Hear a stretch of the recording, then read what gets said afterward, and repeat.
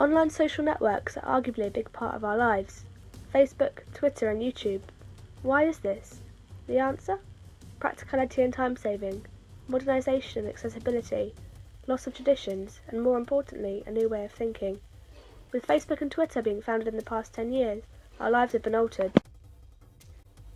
The majority of the population uses social media to dictate and regulate the everyday normalities. The way we think is now controlled by our mobile devices, which in turn are controlled by social networking. Facebook is currently the biggest social networking site, with over 1.5 billion users active every month. Boyd and Ellison believe the take-off of social media should be described as a phenomenon. It's a unique process that, they say, encourages strangers to meet who would not otherwise know existed. This image shows how 42% of the population are now active internet users. The power and influence that technology holds is evident from this fact.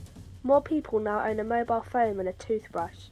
Personally, an absurd thought that's hard to process. We believe that online social networking does change the way we think.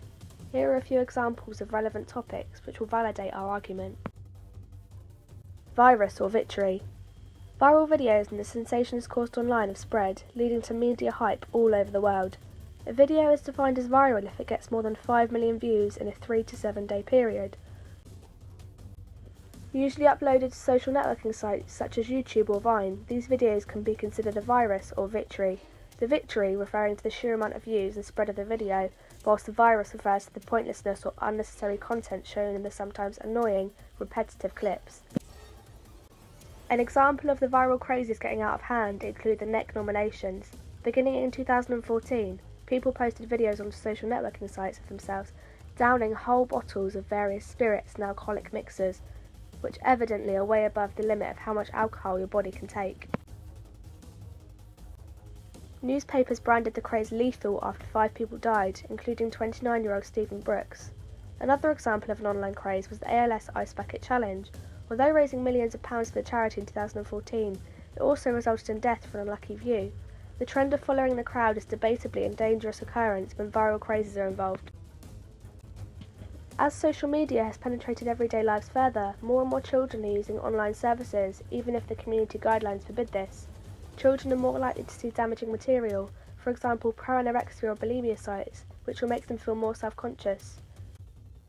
The way in which online users can hide their true identity means that people are able to commit crimes more easily, and also lull victims into a false sense of security because they believe they are safe online. So-called catfishing is a huge problem on social media. This is effectively where people completely fabricate their identity, and it is the subject of the hugely popular TV show on MTV. There is some debate about whether the influence of social media is strong enough to alter people's ideas about what is healthy or unhealthy, and also make users feel more self-conscious about their body. However, research from this anorexia and bulimia charity suggests there is a link between increased social media use and prevalence of eating disorders.